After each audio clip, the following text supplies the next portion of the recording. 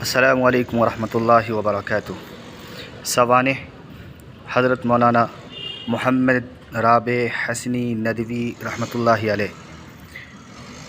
آپ ندوۃ العلماء لکھنؤ کے ناظم، آل انڈیا مسلم پرسنل لا بورڈ، دینی تعلیم کونسل اتر پردیش، رابطہ ادب اسلامی کے صدر باوقار، اسلامک فقہ academy India, all India Milli council کے سرپرست، رابطہ عالمی اسلامی مکہ المکرمہ، centre for Islamic studies Oxford university London, Islamic university Islamabad کے رکن، مختلف دینی و علمی مراکز اور دانش گاہوں کے سرپرست اور ذمہ دار تھے۔ آپ علیہ الرحمہ کی ولادت۔ آپ 29 اکتوبر 1929 کو رائے بریلی میں پیدا ہوئے۔ آپ کے والد محترم سید رشید احمد حسنی تھے، جبکہ خانوادہ حسنی کے چشم و چراغ حکیم سید عبدالحی حسنی سابق ناظم ندوۃ العلماء کے دختر امت العزیز صاحبہ تھی۔ آپ کا سلسلہ نسب 12 واسطوں سے سیدنا حضرت حسن رضی اللہ تعالیٰ عنہ سے ملتا ہے، نیز آپ اپنے بھائیوں میں چوتھے نمبر پر ہے، اس لیے رابع کہلائے گئے۔ آپ کی تعلیم و تربیت۔ رائے بریلی کے قریب دائرہ شاہ علم اللہ تقیہ کلام سادات کا یہ گھرانہ عرصہ سے آباد ہے۔ شرافت و بزرگی، علم و فضل، زہد و تقوی کے لحاظ سے ہمیشہ معروف اور ممتاز رہا ہے۔ اسی علمی و دینی گھرانے میں آپ کی تربیت ہوئی، یہیں پروان چڑھے۔ ابتدائی تعلیم کے بعد دارالعلوم ندوۃ العلماء میں تفسیر، حدیث، فقہ اور ادب کی باقاعدہ تعلیم حاصل کی۔ اپنے اساتذہ بطور خاص مفتی سعید ندوی رحمۃ اللہ علیہ، شیخ الحدیث حضرت مولانا حلیم عطا رحمۃ اللہ علیہ، شیخ التفسیر حضرت مولانا اویس نگرامی ندوی رحمۃ اللہ علیہ، مولانا ناظم ندوی رحمۃ اللہ علیہ، مولانا اسحاق سندھلوی رحمۃ اللہ علیہ، اور اپنے خال محترم حضرت مولانا سید ابو الحسن علی ندوی رحمۃ اللہ علیہ سے کسب فیض حاصل کیا۔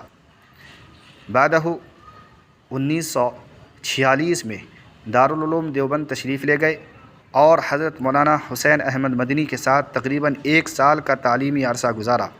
آپ کے رفقا میں مولانا سلیم اللہ خان کراچی ناظم جامعہ فاروقیہ اور مولانا عتیق الرحمن سنبھلی رحمۃ اللہ علیہ کے فرزند مولانا منظور نعمانی علیہ الرحمہ ہیں۔ آپ شیخ الحدیث مولانا محمد زکریا صاحب کاندھلوی رحمۃ اللہ علیہ کے صحبت سے بھی مستفیض ہوئے۔ آپ سے حدیث کا درس لیا گیا اور مسلسلات حدیث نبوی میں اجازت حاصل کی۔ آپ کا راہ سلوک۔ آپ کا روحانی تعلق حضرت مولانا عبد القادر رائے پوری رحمۃ اللہ علیہ سے تھا۔ آپ نے ان سے خصوصی فیض بھی اٹھایا۔ آپ کا درس و تدریس۔ فراغت کے بعد آپ دارالعلوم ندوۃ العلماء میں عربی ادب کے استاد مقرر ہوئے اور یہیں سے آپ نے اپنی تدریسی زندگی کا آغاز فرمایا۔ جب سے آج تک باوجود ندوۃ العلماء کی نظامت، مختلف درسگاہوں اور اداروں کی ذمہ داری، علمی مشغولیات اور دینی و ملی سرگرمیوں کی تدریس کا سلسلہ جاری تھا، آپ کے چند مشہور و ممتاز تلامذہ میں مولانا سید محمد الحسنی بانی ایڈیٹر البحث الاسلامی، مولانا ناصر علی الندوی رحمۃ اللہ علیہ شیخ الحدیث دارالعلوم ندوۃ العلماء، ڈاکٹر سعید الرحمن اعظمی محتمم دارالعلوم ندوۃ العلماء، مولانا ڈاکٹر اجتباء ندوی، شیخ عبدالوہاب زاہد حلبی الندوی کوریا، ڈاکٹر مزمل حسین ندوی امریکہ، شیخ احمد فہمی زمزم انڈونیشیا، مولانا ڈاکٹر ضیاء الحسن ندوی رحمۃ اللہ علیہ اور مولانا ڈاکٹر محسن عثمانی ندوی رحمۃ اللہ علیہ جیسے اساتین علم و تحقیق شامل ہیں۔ آپ کے علمی و ملی کارنامے۔ آپ کے علمی کارناموں میں منصورات کا مجموعہ ہے، جسے ادبی حلقوں میں ایک مقام حاصل ہے، جو ہند و پاک کے علاوہ عرب ممالک کی بہت سی درسگاہوں اور جامعات میں داخل نصاب بھی ہے۔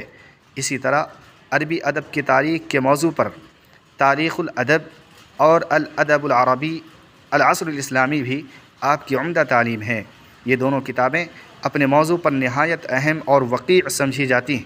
اس کے علاوہ آپ جغرافیہ عالم اسلامی کے موضوع پر جزیرۃ العرب نامی کتاب لکھی۔ یہ بھی اپنے موضوع اور فن کے لحاظ سے جامع ترین کتاب ہے۔ آپ کو فن فقہ سے بھی بڑی دلچسپی تھی، چنانچہ اس موضوع پر بھی آپ نے کئی کتابیں اور مقالات لکھیں۔ ان میں حج و مقامات حج اور بحوث فقہیہ وغیرہ شامل ہیں۔ حضرت مولانا قاضی مجاہد اسلام قاسمی رحمۃ اللہ علیہ سابق صدر مسلم پرسنل لا بورڈ کے انتقال کے بعد جون 2002 میں آل انڈیا مسلم پرسنل لا بورڈ کے اجلاس حیدرآباد میں آپ کو باتفاق رائے بورڈ کا چوتھا صدر منتخب کیا گیا تھا۔ بحیثیت صدر مسلم پرسنل لا بورڈ کے ہمیشہ دینی و ملی سرگرمیوں میں مصروف رہتے تھے۔ حکومت کی طرف سے مسلمانوں پر اگر کسی قسم کی ظلم و زیادتی یا مسلمانوں کے آئلی و تعلیمی قوانین پر شکنجہ کسی کی بات ہوتی تو آپ کھل کر اس کی مخالفت کرتے۔ مفکر اسلام حضرت مولانا سید ابو الحسن علی ندوی رحمۃ اللہ علیہ کے انتقال کے بعد 1 جنوری 2001 کو آپ ندوۃ العلماء کے ناظم مقرر ہوئے۔ ماشاء اللہ آپ کی سرپرستی و نگرانی میں ادارہ نے خوب ترقی کی۔ اللہ آپ کی بال بال مغفرت فرمائے اور جنت الفردوس میں اعلیٰ سے اعلیٰ مقام نصیب فرمائے۔